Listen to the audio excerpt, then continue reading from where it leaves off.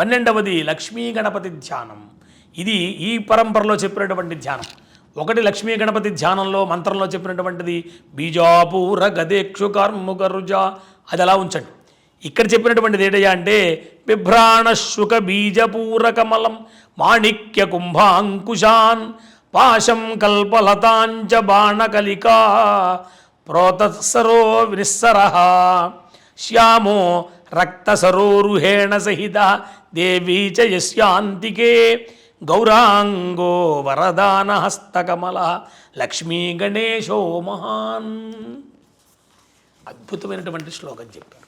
లక్ష్మీ గణపతి అని చెప్తూ ఈ 16 శ్లోకాలు 16 రూపాల్లో ఇక్కడ లక్ష్మీపతికి ఇది చెప్పారు. లక్ష్మీ గణపతి ఏం చెప్తారంటే ఆ తొండంతోటిట మాణిక్య కుంభాన్ని పట్టుకుంటాట.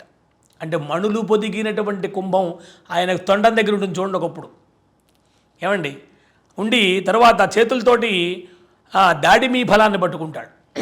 శుకదాడిమి అన్నారు ఒక చోట. శుకం అంటే చిలుక కూడా ఉంది. చిలుకు కొట్టినటువంటి దాడిమి పండుని కూడా చెప్పచ్చు. చెప్తారన్నమాట. హస్తాలతో పట్టుకున్నటువంటిది అది ఎలా ఉంటుంది దాడిమీ ఫలం.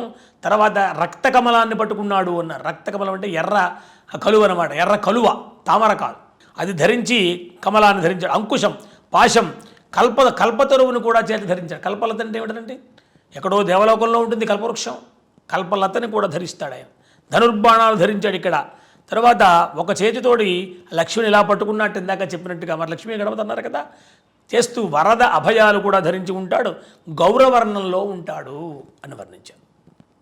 ఉండి అలాంటి మహాగణపతి లక్ష్మీ గణపతి అనేటువంటి పేరుతోటి మన రక్షించుగాక అని ఆ యొక్క 12వ గణపతిని చెప్పారు. ద్వాదశం. ఇక